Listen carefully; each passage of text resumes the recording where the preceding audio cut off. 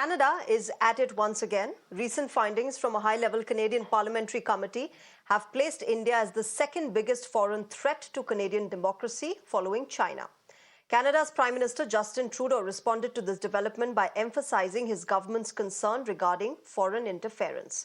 The report, remember, coincides with heightened tensions between the two countries, worsened by Trudeau's prior allegations accusing the Indian government agents of involvement in the killing of Khalistani terrorist Hardeep Singh Nijjar. New Delhi has promptly dismissed these accusations as baseless. The report, remember, alleges that India has become the second most significant foreign interference threat to Canada's democratic institutions and processes, displacing Russia. India's foreign interference efforts have gradually expanded beyond countering pro-Khalistan elements in Canada. That's what the report is saying. This, remember, comes amid the two countries having strained ties. To talk more on this, I'm joined by Canadian journalist Daniel Bordman. Daniel, good evening. Namaskar. Welcome to Mirror Now. Big claim by Canada once again. Once again, we are seeing allegations and accusations by the Justin Trudeau government against India without actually giving out some substantial evidence as to why it lists India as the #2 threat. Yeah, it's a bit strange, especially to leapfrog Russia. I'm glad that we still recognize China's #1, because I have very little faith in the institutions, but they got that one right.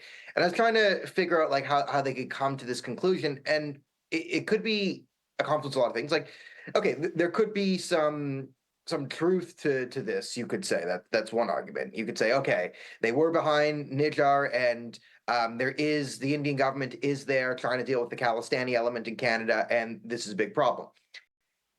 You could take that track, but then when you go down that track, you have to look at, okay, what is the interference India is doing in our system? And they say, okay, it goes beyond countering Khalistani extremism, sure, but I haven't really seen any Indian influence in Canada outside of the sort of anti-Khalistan stuff. And that seems to be the majority. And the reason why there might be some confusion as to the threat of India in foreign interference is because we've had so many Khalistani, let's say, sympathetic members of parliament and even in the cabinet. I mean, we once had a cabinet with Amarjit Soji, Harjit Saj, and Navdeep Bains at the same time. Is it that, the Indian government was trying to counter the Khalistani element that's deeply embedded itself inside Canada, and we just can't tell the difference between Canada and Khalistan anymore? Okay, that's one thing. Could it be that there's people in our intelligence services and our government who simply don't understand Khalistan and might be mistaking some people advocating for Khalistani nonsense in India as India, right? You just, all things are India. So even the anti-Indian elements count as India, and we just can't distinguish. In which case, listen, if you can't Khalistani interference in Canadian politics as foreign interference, and then you classify Khalistanis as Indian, then yeah, they're #2 behind China. If you do the data that way. What's ironical, Daniel, in all of this is the fact that this report comes amid renewed protests that we are seeing by Khalistani sympathizers on Canadian soil outside the Indian embassy there. We're seeing, former Prime Minister Indira Gandhi's effigies being destroyed, the tricolour, the Indian national flag being damaged there outside the embassy. That is something that the Trudeau government is not working on. If at all there is a threat, I think India should be the one actually, talking about the threat that Canada and its soil is harboring there with the Khalistani sympathizers. No, listen, I agree. I would say from the Canadian angle, it's a Canadian threat to Canada, this Khalistani nonsense. They blew up the Air India, like the worst terrorist attack in our history, not India's history, was the Air India bombing. So we should have learned the lesson that this is not pro-Canada. And, we're on the anniversary of all the Operation Blue Star stuff coming up. And there's been a big push to sort of make it this year. Every level of the NDP, federal and now provincial, even where there aren't really Khalistani leaders, the Khalistan element is sort of fully seeped into the NDP, which is our third party.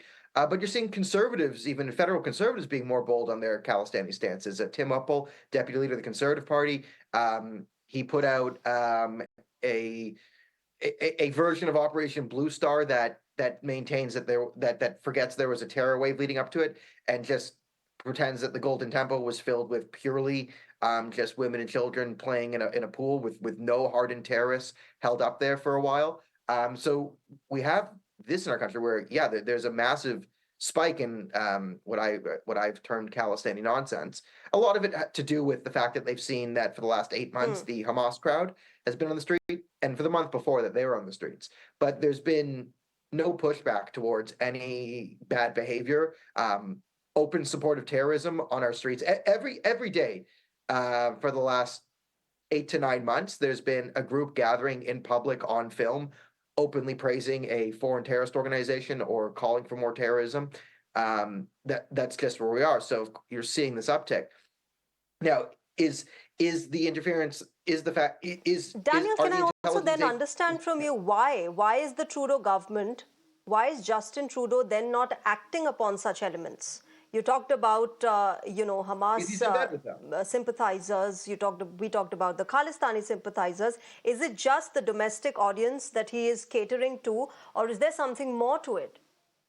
Oh, there's definitely something more. It's an immigration fraud scheme and a money laundering scheme. In Canada, we have tons of natural resources. We just don't use them. So we used to be a resource economy. We had lumber, we had oil, things that people need to survive and thrive, but those are not green. So we didn't term them green, so we shut off our economy. Instead, our economy is now money laundering and human trafficking under the guise of immigration or student visas, right? So it's a massive student visa problem where we're defrauding all these people, mostly from India, but other countries too, these phony language schools, taking tens of thousands of dollars from them, bringing them here to take a online course once a week at a school that doesn't even have a physical address, or if it does, it's like an office in a strip mall. And then we're just taking all these, and then some of these people are getting into being funneled because they're kind of being left and screwed over. They're being funneled into Khalistani gangs, a lot of them, if they're from the Punjab region or other organized crime. And that's sort of what our economy is right now. It's immigration fraud and money laundering, and it's run because it's a sort of a black market thing. Of course, it's run by all the bad actors in the world. So you'll find the CCP, the Russians, Khalistanis, Muslim Brotherhood, organized crime. All of this is swiveling involved in. There's billions of dollars in it, and Occam's razor is that the reason why the Liberal government isn't stopping it is because the Liberal government thinks they benefit off of this, both by bringing in voter bases and stacking the numbers of just people who think will vote Liberal, but also there's financial ties between a lot of the nonsense and the Liberal Party. We've seen Trudeau with a history of giving sole source contracts to all this. There's been multiple ethics violations. And it's sort of a dirty open secret that no one really wants to touch because it's billions of dollars here and it goes so deep that the Trudeau government is benefiting off of the sort of defrauding of the Canadian immigration system, and probably all parties are as well. And this is where we're at right now. And one of the side effects of this is the rapid growth of ideological extremism, which the Trudeau government and the NDP and the left decided to pander to. They decided to get more pro-terrorist, more pro-extremist to win these votes.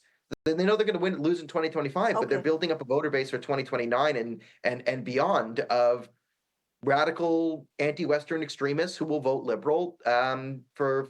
And therefore, Daniel, quickly let me then understand from you, do you see this really, how do you see this really moving forward? Do you see the Trudeau government deepening this already damaged relationship with India? Do you see them doing anything about it? Or do you just see Trudeau going ahead with this even further?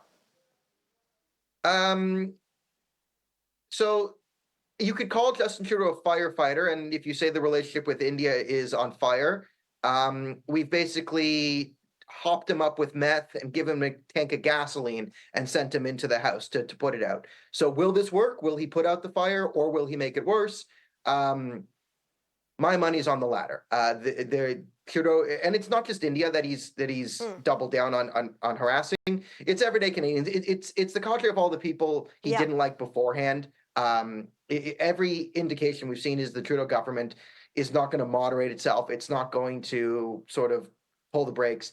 They're sort of going, if they were going 100 miles an hour towards the cliff, Once they realize they've lost, they've kind of jammed and tried to ram it up to 150 miles an hour. We're loosening immigration standards left, right, and center. Okay. We're doubling down on all the policies that got us here. I mean, expect a rapid increase in inflationary spending on top of that.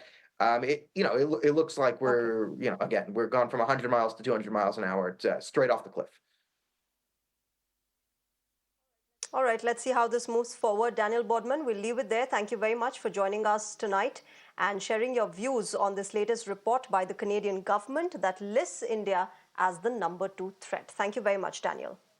Thank you for having me. All right, with that, it's time to wrap Nation Tonight up. News and updates will continue on Mirror now. Thank you very much for joining us right now. Bye-bye.